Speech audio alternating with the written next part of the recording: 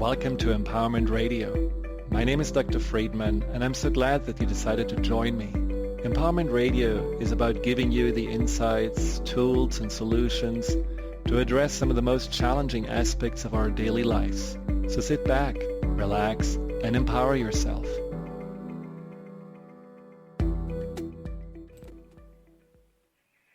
Welcome to Empowerment Radio. Or do I have my microphone on? No, I don't have my microphone on. Well, that sounds probably not as good as it's going to sound in a second when I put my microphone on. I'm so sorry for that. I totally forgot. Here we go.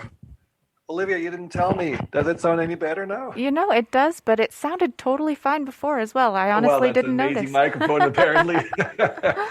Okay, but now we are good with the microphone. I'm just going to make sure I have the right one. Yes. Welcome again to Empowerment Radio. And I have to say, it's happening. After 13 years, this will be the last but one Empowerment Radio show. This is the last solo show. And I am starting something new, some podcast that will start in April. It's called Get Real with Dr. Friedman.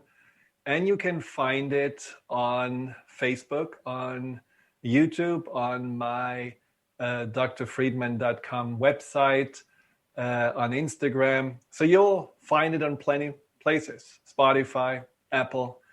But if you want to get informed on the topics and when they come out and the format, which will be shorter, will be 30 minutes, sign up for my newsletter. Just go to drfriedman.com and sign up for the newsletter there. Or you can also follow me on Instagram, Facebook, or YouTube. It would be great if you can join me in this new adventure.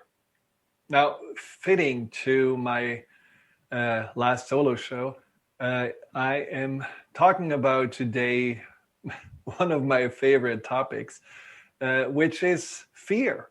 Since I wrote the Fear and Anxiety Solution, I really love helping people to overcome one of the most pervasive challenges in, I think, all of our lives, fear and anxiety. And today I want to talk about fear. And fear is a little bit different to anxiety because fear is often about something specific, the fear of flying, the fear of the vaccine. Lots of people are afraid of that. People are afraid of COVID, of financial problems, of the uncertainty of the future. So there's a lot of fear in the air right now. A lot of fear is going around. And I don't know about you, but when you are in the fear place, you're kind of having different choices to take, right? And often you are either resisting the fear and, trying to fight it, or you are giving into the fear, which often means it stops you. But no matter what you do, if you fight the fear, let's say, for example, you are afraid of going out again and maybe meeting a special someone, going on dates. Now you are fighting the fear by saying, I'm going to do this anyhow. I'm going to go into these dating apps and I'm going to find someone. And so you go out and you feel in the moment when you actually face the fear and you overcame it and you got even into a relationship, you feel great. You feel like, I did it. But then what happens? Just a few weeks into the relationship, you have the fear of the relationship not working out. Or maybe that the person doesn't like you anymore or loses interest, or what if they actually going to find out who you are? And then what? So one fear gets replaced by the other. Or you're feeling like, you have a fear of getting fired and you work really, really hard and you get, instead of the pink slip, the promotion. Well, as soon as you feel a little bit good about yourself, there is maybe a little spot on your skin and you wonder if it could be cancer, and then you really, really freak yourself out. My point is that what we often do with fear is that we are just engaging with its various expressions. We are just feeling like, well, this is the one thing I need to focus on, that fear that right now stares at me. But once that fear is resolved, other fears are coming up. Why? Because we're never really addressing the roots of those fears. It's like if you're looking at an apple tree and that apple tree would not give you good fruits. Maybe they are not very ripe, or maybe they are already rotten as they are on the tree. Well, you can, of course, polish the fruit or try to spray it with something, hoping it's going to be better. But chances are it's actually at the root that is a problem. And that's the same with fear. And what I want to talk about today are those 4 root fears that we all at some time in our lives are struggling with, and how to really address them. And I want to get for you a new perspective on those fears so that you are not feeling so afraid of them or powerless as you're facing them, but much more seeing them as an opportunity to change maybe your approach to certain situations, or maybe even change yourself. The antidote to fear in the end is love. And I know that sounds trite and sounds very Marianne Williamson-esque, but it's true. There is really power in love that is always able to supersede our fears. We just don't really know how to use the power of love to resolve the fear that we are dealing with. And that's something I want to share with you today. So what are those 4 fears? Well, the first fear is the fear of change. Now, as I told you, I'm leaving here, and that's a big change after 13 years. And I really got attached to Dr. Pat and Jessica and Olivia and the whole team. And I'm so grateful for everything I really learned from being here, and how much they helped me and my work to grow and get spread out into the world. So this change is not totally easy, but I love change. I learned to love change because change represents for me growth and new opportunities. But most people are afraid of change. And most people feel like they have to resist change because it means the big unknown. But what it really means when you look down at it, change means that we have to leave our comfort zone. And if you think about your various fears in your life, as it comes down to the root, how often is it about not wanting to change? I have sometimes clients that come to me with their challenges.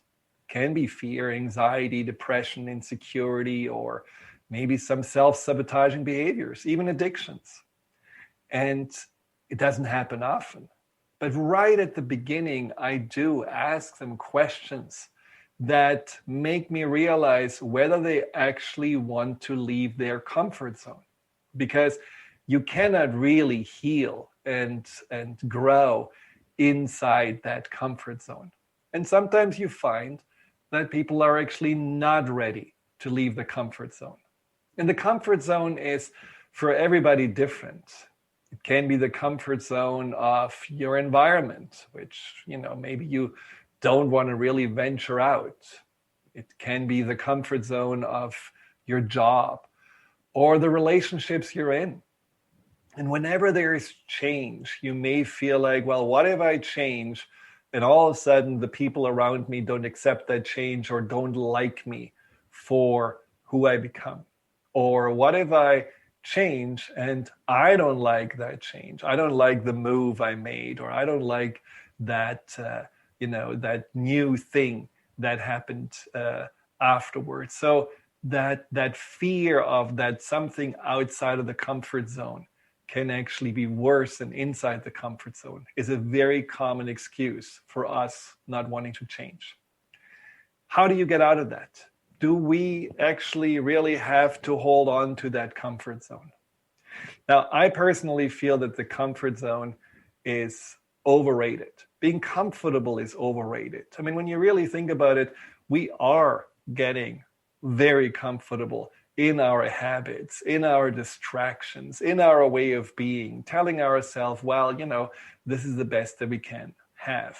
And we are not really looking for more. And often we are not realizing that those comfort zones are shrinking, becoming smaller, and becoming more and more suffocating us. I have clients that tell me that, they really, really want to get rid of the stress and all the physical symptoms that come with it. And the major reason for the stress is their job, which soul-sucking, energy draining, not inspiring. But they are holding on to the comfort zone of the benefits. The idea of, well, I get, something paid into my 401k and there's some health insurance benefits. And so there is that comfort zone that holds them back. And one way to realize whether you're ready for the change and to overcome the fear is to really ask yourself, what will happen if I'm going to stay in this place for another year? How will my life be?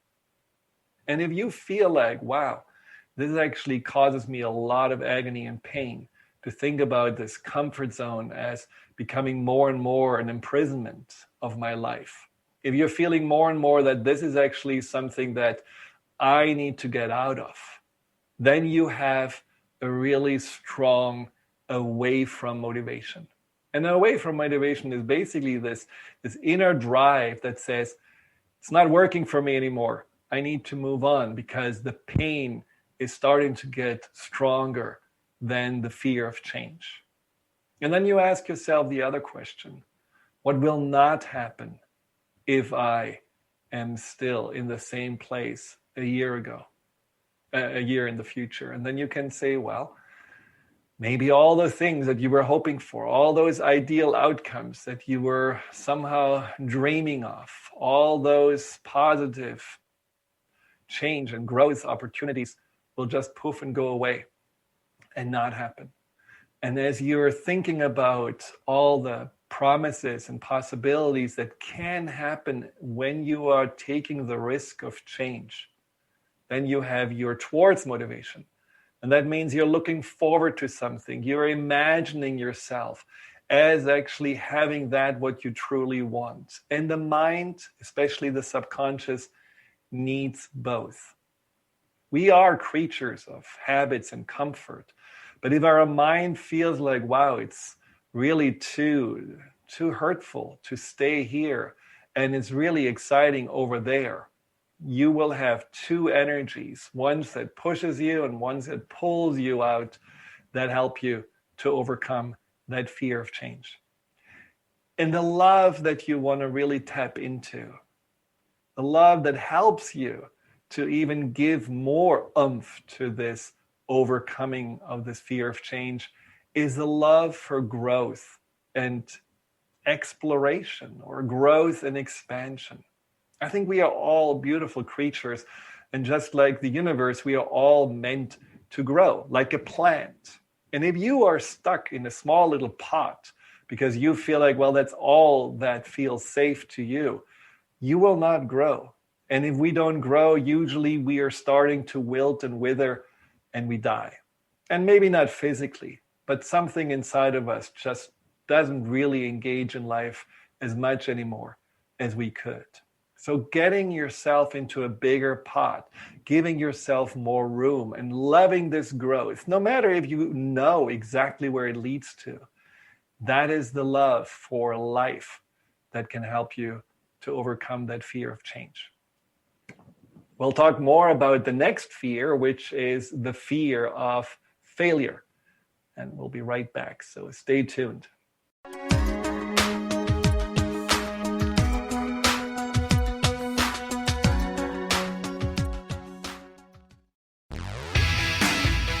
Tune in to The Crooked Climb with Suzanne Taylor King and Denise Stiegel, committed to guiding your journey through the world through mindfulness and personal care. These ladies are rebellious, real, funny, and powerful, helping you realize your full potential while navigating the twists and turns life always brings us. Tune in live every second and fourth Friday at 12:30 p.m. Pacific on TransformationTalkRadio.com.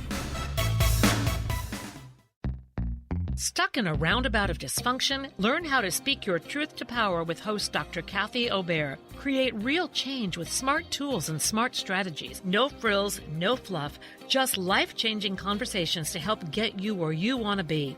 Extend your reach and become an agent for real change with Kathy Obear. For more information on Kathy and her work, please visit drkathyobear.com. That's drkathyobear.com.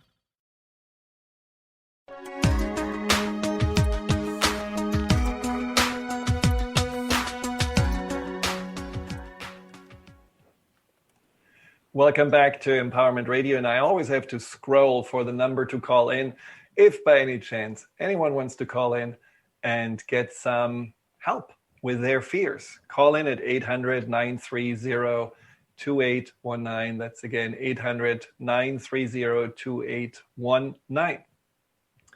So we're talking about these core fears, the deeper fears that really are at the root of many of our fears.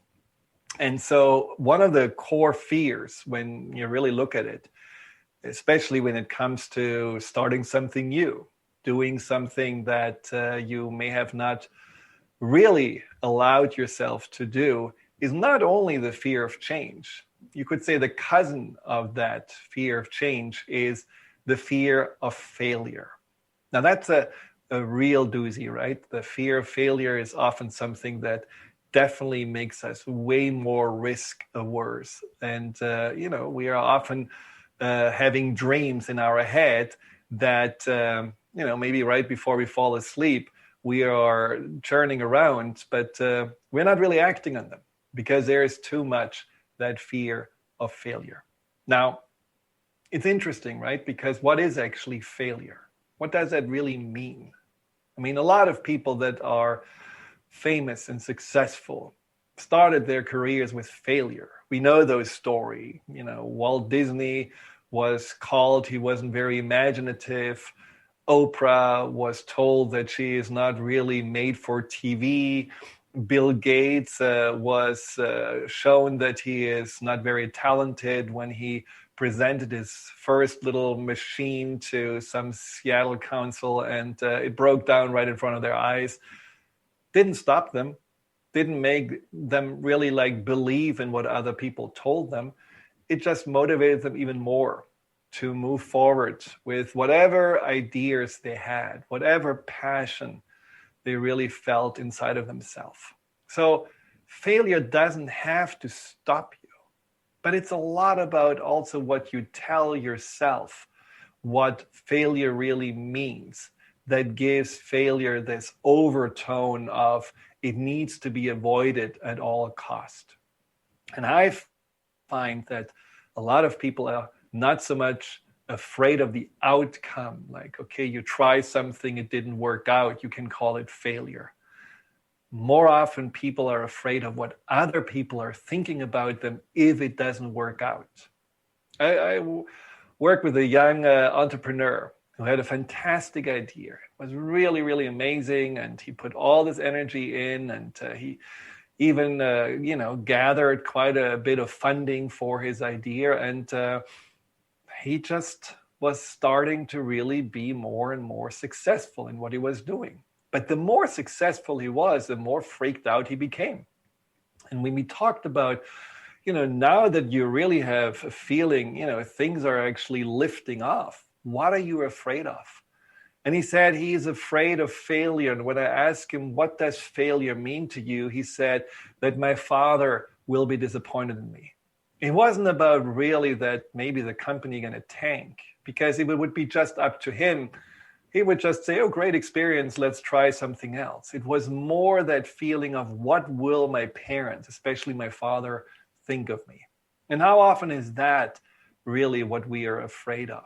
That shame that comes, that embarrassment that comes with trying something and then falling on the nose. And, other people in our minds, laughing about it or judging it as, just a direct reflection on who we are, on our worthiness. So let's look at failure different. Let's own failure as your own experience and make it not something about a performance that you somehow messed up and other people can, write bad reviews or throw tomatoes at you. It doesn't really matter what other people are thinking along the journey of you to actualize whatever you want to achieve, whatever you feel like your passion and your purpose is. Failure is nothing but feedback. It's simply an adjustment. It's simply in the eye of the beholder, something that you can choose to take energy away from you, and therefore you're going to be afraid of it. Or you can choose to embrace and say, oh, this is great. I'm so glad this didn't work out, because I always know that I can learn way more from the things that are not working out than from the things that go swimmingly. Because if they go swimmingly, often we get not very creative. We're not thinking outside the box. We're not really tapping into our inner creativity or potential.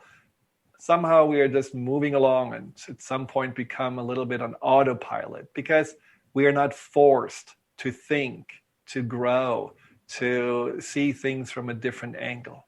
So embrace failure as something that actually makes you stronger, something that makes you feel also that you have grown and learned something in life. I mean, think about ourselves. When we grow up, how many times did you have to fall on your nose in order to be able to walk and, walk straight? And how many times did we actually miss our mouth when we tried to feed ourselves and maybe reach the nose or the cheeks? And all of those failures didn't make us stop. Because if we would still lay in a crib and we would still need to be nursed. And, we would have never really grown up into adults that can take care of themselves. So failure is inevitable. Failure is desirable. And there is nothing that you have to be really afraid of. And that's the same with success. We sometimes feel like, well, is this fear of failure or is it fear of success? And how do I really know the difference? What is success? We are not really in a competition here where we always have to win. We are not living, in a theater where we always have to perform. We are ultimately just on this journey. And whatever we want to really experience or create on this journey or share with the world, that is our desire. That is our right. That is our mission. And that is a very personal thing, even if it may involve many people. But it is ultimately that what we as, let's say, the artists of our own life are here to create. And that is not a finished product. So whatever we think success should look like, oh yes, I have this great success in my work, or I wrote a book and published a book, or whatever things we think are successes, they are only small extensions of the entire creation of our life. And we have to see them as such. We can celebrate them, of course, but don't feel like this is something that is basically an all or nothing proposition, that either I'm going to succeed or fail. Just see it as, wow, this is another destination on my journey that I'm looking forward to get to. That's another part of me to learn and grow and explore more what I'm about or what's possible in life for me. And that's that. It's really not anything that we have to put so much pressure and emphasis on. And the love factor in all of this is really loving that what you in the moment feel your passion and your purpose is. Whatever project you want to, really sink your teeth in. You want to somehow feel like this is an extension of my life. Feel the love for it and know it's growing as you're spending positive energy and time with it.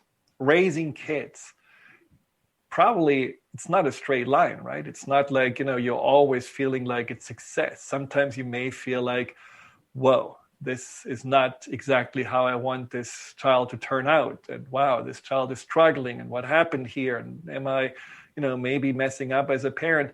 But you don't give up. You are still holding on to your bigger mission of helping this child to become, the best version of themselves, making them believe or make this child believe in themselves.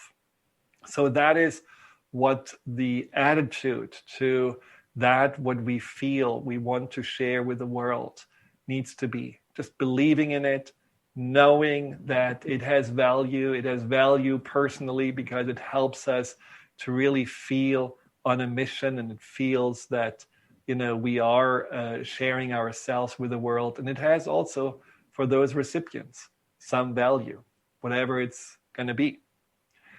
Failure is a really interesting topic also in your personal story, because a lot of people are afraid of failure because they're telling themselves that they had so much failure, or that they are in general a failure in their lives. And, I just talked to a client of mine who was abused as a child until she was 18 years old. And there was for years and years and years for her that feeling of being a failure, that she wasn't able to get away from the abuser earlier in her life, wondering what's wrong with me. There was a lot of shame and a lot of guilt that she was holding on to. And only recently, as we worked through this, she realized that, well, I actually had no choice, because I was completely brainwashed into this dependency.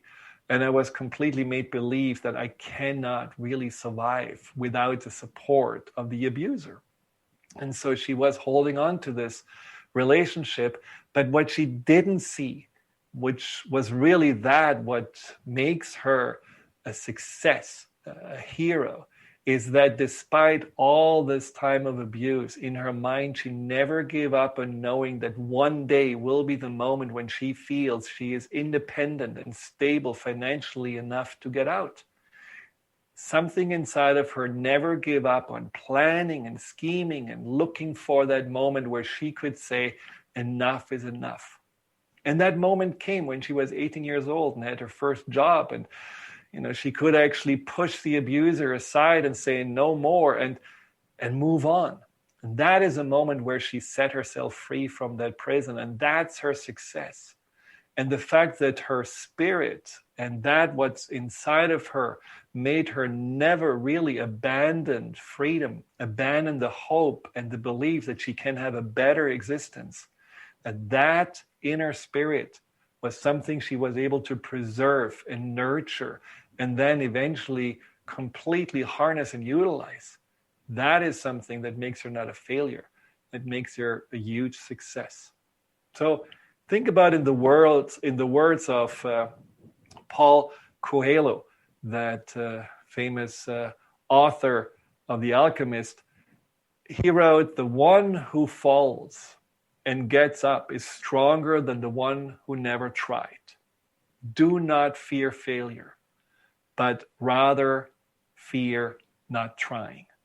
And that is, I think, something we always have to really reflect upon down the road when we are 85, sitting on a park bench, looking back in our lives. Are we really more regretting the failures that we had along the way? The times when things didn't work out and we had to really somehow become imaginative and creative to find other solutions? Or are we regretting more that we never tried and that we somehow let the fear stop us? We'll be right back.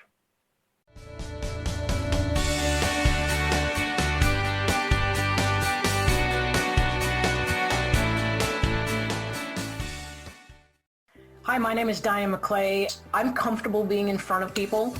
How to make things work in a structured format made me feel a little nervous. Everybody I have worked with on the Transformation Talk team met me with enthusiasm. Their confidence in me spilled over to me and allowed me to just grab onto it and say, oh yeah, that's me and I can own it. Thank you for showing up for me. Thank you for allowing me to put my gifts into the world, and thank you for making me look good while I do it. Are you ready to let go of the I can'ts that are holding you down? Valerie Trujillo invites you to join her community on a mission to collectively heal as a tribe, where your vulnerability is heard and reciprocated. So tune in to Love and Light with the Crystal Blue Oracle every second and fourth Tuesday at 4 p.m. Pacific on TransformationTalkRadio.com. For more information about Valerie and her work, visit crystalblueoracle.com.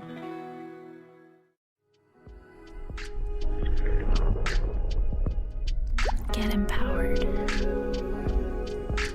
Transformation Talk Radio.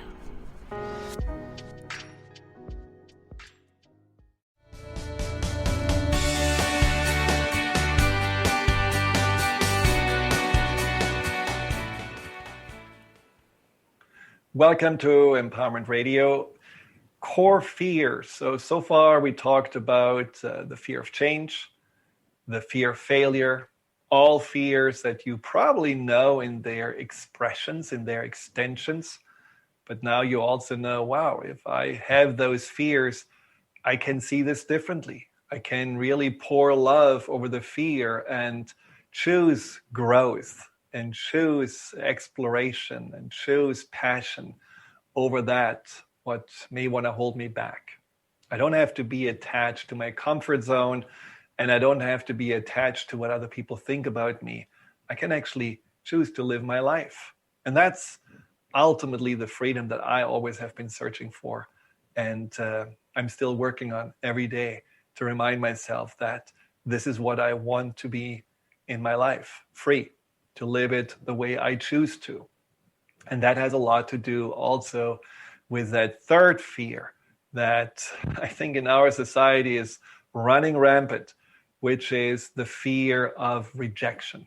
I mean, we are so afraid of other people's opinions of us that at times we become chameleons, and we are really just adjusting ourselves to whatever expectations there are out there. You know, the way we are talking, the way we are dressing, whatever games we play, interest we have, vacation we take. How often is it really coming from us internally, and how often is it actually an imprint of those imagined expectations from our peers or society in general that just hold us back from doing us and just becoming so much more an imprint or a mirrors of what other people want us to be. We really, really want to like or be like other people so that we can be liked. And that is coming from a deep-seated tribal consciousness, this fear of rejection that was necessary a long time ago when we lived in little huts or caves where we needed to be a part of the tribe so that we are not getting kicked out and being alone in the wilderness, fighting all those way more powerful creatures. So it makes sense that at some point fitting in was more important than the individuality.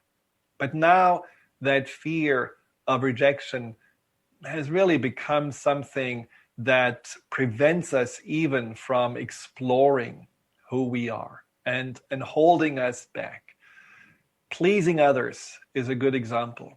You know, so many of us just feel like that their role in any relationship is to be the pleaser. And I talked not too long ago about how to get out of the pleaser role. But that is ultimately driven by that fear of rejection and that fear of somehow, not being good enough. And how do we get out of that? How do we get out of the fear of rejection and just being more comfortable with ourselves, being more confident in who we are, and living our lives accordingly? Well, I think it's really important that we are noticing that pretty much all of us have a certain kind of insecurity. Pretty much all of us have a sense of wanting to be accepted or approved of or loved. Some of us are just better at hiding it than others. Yes, we can have confidence, we can have a certain kind of self-worth, but deep inside there is, for most of us, this insecure child that has at some point been bullied or neglected or told off. So that part of us exists. And it's not only the tribal consciousness, it's also the consciousness of the part that wants to be belonging to the family and is afraid of not getting the love and attention it deserves. So we all have that part inside of us. So rather than making you feel better by pleasing or by trying to blending in with some people outside of you, try to attend to this part inside of you that just doesn't really trust that he or she is lovable, good enough. Maybe that part of you thinks it's flawed, that there is something wrong with it, and that ultimately no one can really accept it for who she or he is. So what I want you to do is just to start, when you have that fear of rejection, take ownership of the fear and explore where this actually may come from.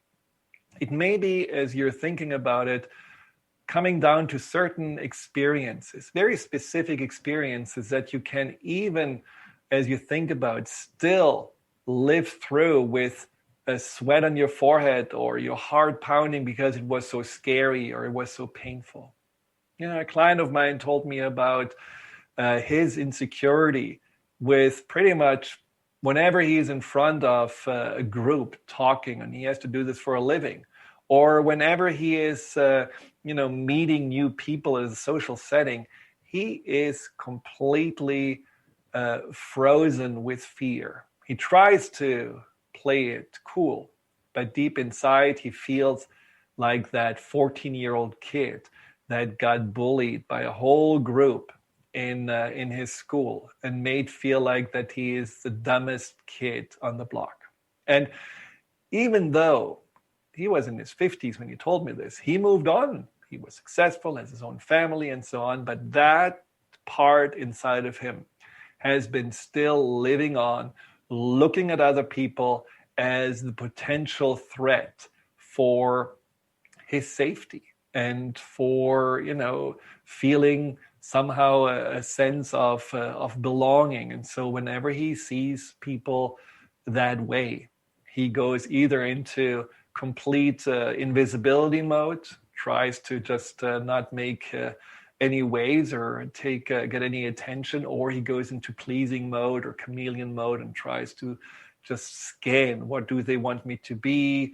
How do I need to act around them? What should I say? And of course, then afterwards, you're playing, or he has been replaying every interaction and everything that happened and judging himself, or this was not good and I should have done that better, or I shouldn't have done this at all. So that started, 30 plus years ago. And that's something he was still holding on to.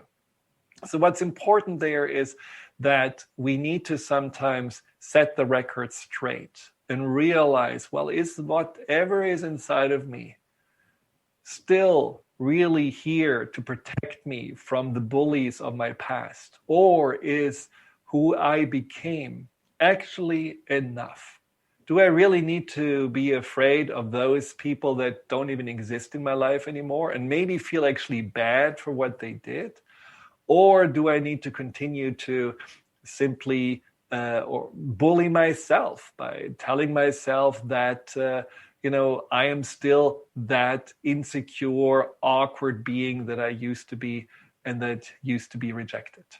So my point is, have an inner journey to this part of you that needs just to be told that who you are and who you became is enough, that there is a lot that you can share as a human being, as a friend, as a coworker, as a citizen, and that you have so many good qualities and so much that you can be proud of.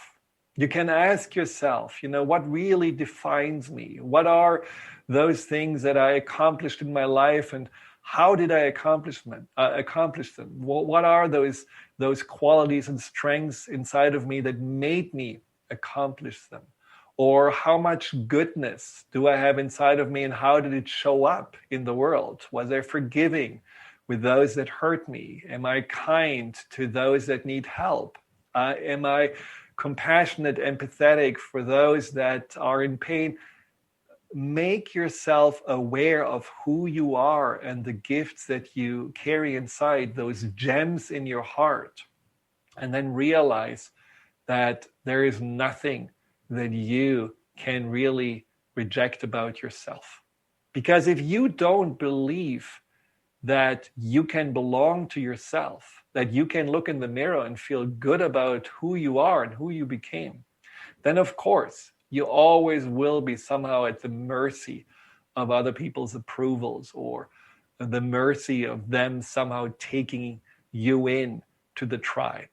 But if you feel like independently, I am a good person, and that's what I radiate out, that's the love for myself that I bring out into the world, then you will naturally also gain more approval and more respect, especially from those that recognize and appreciate who you are. And these may not be the same people that you were afraid of being rejected by. There may be a whole new bunch of people that come to you when you are that true, confident, authentic self who really believes in who you are.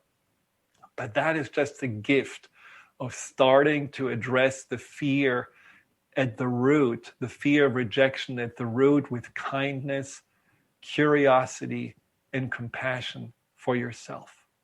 And then work on having compassion also for those that used to reject you. Someone who really is truly confident, someone who is in alignment with their mind, their heart, and their spirit, doesn't judge or reject or mistreat others. People who do that, people who hurt you, usually struggle with themselves. Behind most of those kind of criticism and rejection that we may have experienced or still experience or we are afraid of is usually a lot of pain that those people have inside. A lot of pain, a lot of insecurity, and maybe even self-hatred. And if you're focusing on those people not as any threat, but really as people that they also have a little child inside of them that feels not good enough, or feels scared, or feels like no one understands them, or no one really cares about them, and that's why they are lashing out. Then with that, I call it the shield of compassion. You can face those people with an open mind and a soft heart, and you never feel afraid of them. In fact, you just may feel compassionate or sorry for them, and that changes everything. Stay tuned. One more fear, and that's the fear of being out of control or feeling powerless. We'll be right back.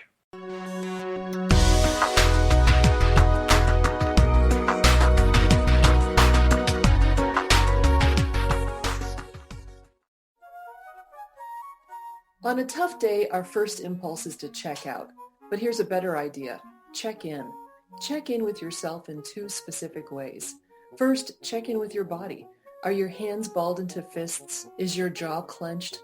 Notice any place you feel tension in your body and consciously relax. Then check in with your mind.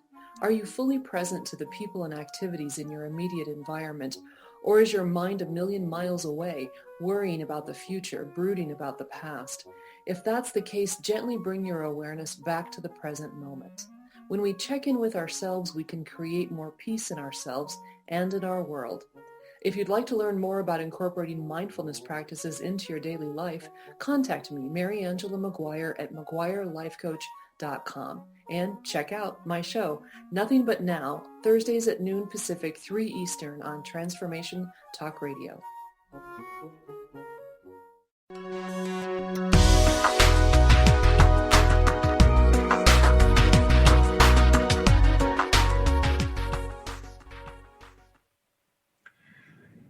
So we covered fear of change, the fear of failure, and the fear of rejection. Now, the last fear I want to talk about is maybe the fear that is underneath all of those fears, which is the fear of not being in control, the fear of being powerless. And that fear hits most of us at given times, and certainly during COVID, so many people have felt that.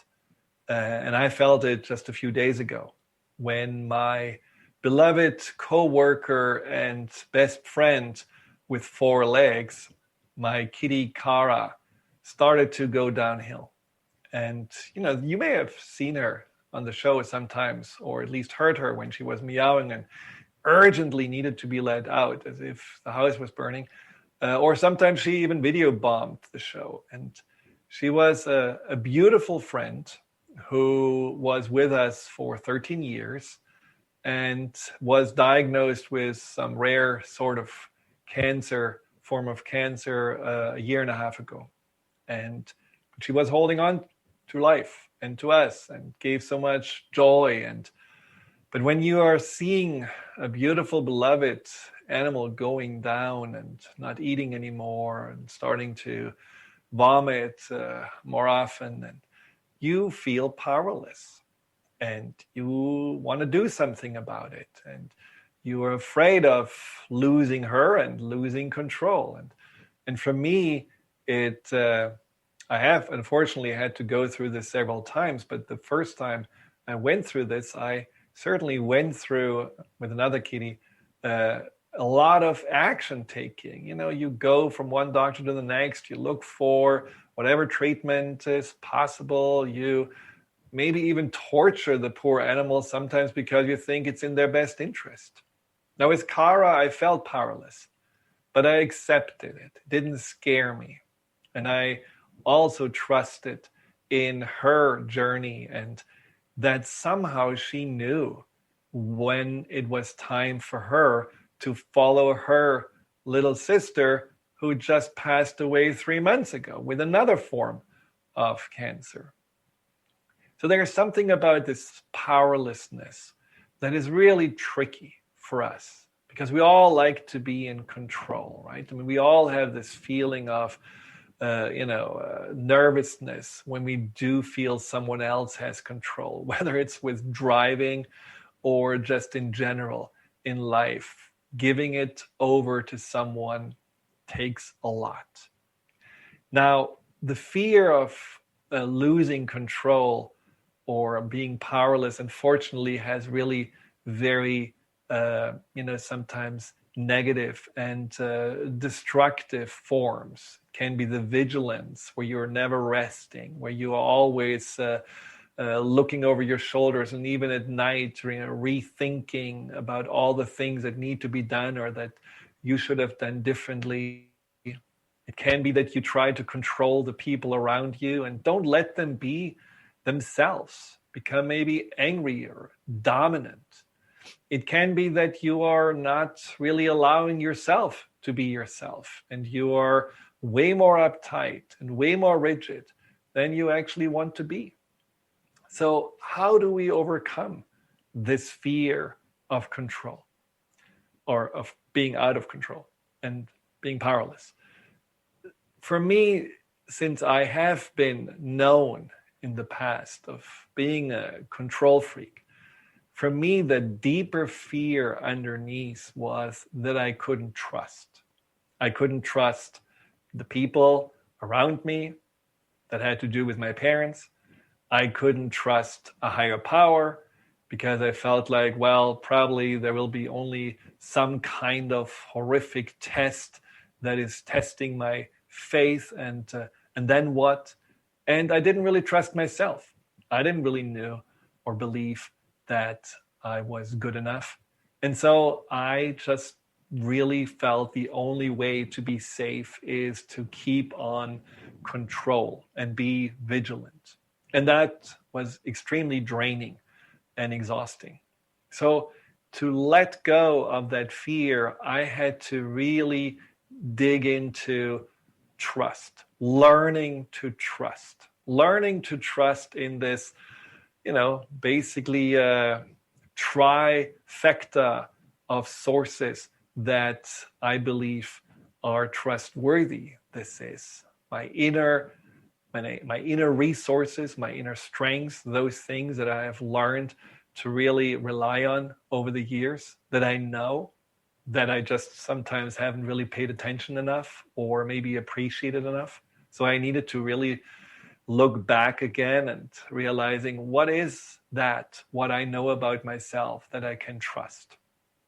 And then I needed to revisit my spirituality and really learn to have a different relationship to life, to God, to the universe, whatever you want to call it, and just see more how good things happened in my life all the time, and how so many things that I felt would go wrong didn't go wrong, and really have taken time for an inventory to see the happenstance and the positive synergies that got me on the right path in life. Things that I couldn't really control, that I couldn't take responsibility for, but they happened in it anyhow. And sometimes these were also inspirations, little voices out of the blue that just told me to do something, and then it was exactly the right thing. And then the third trust was the trust in others, and just really knowing I don't have to trust everybody, and I don't have to trust anyone for everything, but I can trust certain things for certain people, where I just knew that's where I know I can let go and let their expertise just take control. That's why I know that their intentions are good, and I know that I'm in good hands. So all of this was a process that then eventually made me not have this fear of losing control anymore, but instead really having more love for life in general. And that is for me, love antidote to that fear that we are not seeing life as this, rigid structure that we think we have to have the blueprint for, and we have to create it exactly the way we have been planning it. And if not, we're not only feeling like failures, we're also feeling like, that's the end of it because we are powerless. But seeing life more like a flow, a stream that we are in, and that takes certain turns, and we have to be flexible in those turns, and we have to be open and at times also resilient when things are not exactly how we planned it. But as I said before, those failures or those things that are not our preferences usually help us to grow and become the person that we are meant to be and that we hope to be for others. Because in the end, how many will benefit from our growth? How much can we teach others about life because of that, what we have experienced? My point is that in the end, when we are embracing ourselves and we are embracing life as a wholeness and not trying to squeeze it into a certain form, thinking this is how it needs to be, we are way more open to let life be what it is really supposed to be. Not what we thought it to be, but what it's supposed to be. And we may find ourselves in very unexpected places. I remember that 30 years ago, the mother of my girlfriend at that time, who was a little psychic, she told me, I know you're in medical school, but you will not do that for the rest of your life. And I was, of course, up in arms and said, no way, I'm working so hard. I'm going to be a doctor until I retire. And well, she was right. Unexpected turns. And I'm really grateful for those turns that got me from Germany to UK, from the UK to the US, from the US to France, all unexpected, but all somehow life had its way, and I needed to be flexible. Because in the end, we're really never powerless. We are never really out of control, because it's always in our control to give those things that happen the meaning that we choose to. We can see change as opportunity to grow. We can see failure as opportunity to learn. We can see rejection as opportunity to love ourselves more and have more compassion for others. And we can see that need to control as an opportunity to let go and trust more. And just really know that, yeah, I can always change my attitude. I can always change the way I see things. I can always choose how I want to think, feel, and act in response to whatever happens. That is the control and the power that is always mine. And that is where we can always feel safe in. I hope this helped you to get a few ahas and new perspectives on fear, and realize overall fear is not a dilemma or a shortcoming or a flaw or a disorder. It is simply a human opportunity, a condition inside of us that always nudges us further on to really make the choices to be our most empowered and fulfilled self. Until in 2 weeks for the last show. And then please join me at these future shows starting in April. Get Real with Dr. Friedman. Until then, goodbye. You've been listening to Empowerment Radio with Dr. Friedman Schaub. Join Dr. Friedman every first and third Thursday at 9 a.m. Pacific, 12 p.m. Eastern, as he addresses some of the most prevailing challenges of our daily lives. To learn more about how Dr. Friedman's personal breakthrough program can help you overcome fear, anxiety, and low self-esteem, visit thefearandanxietysolution.com.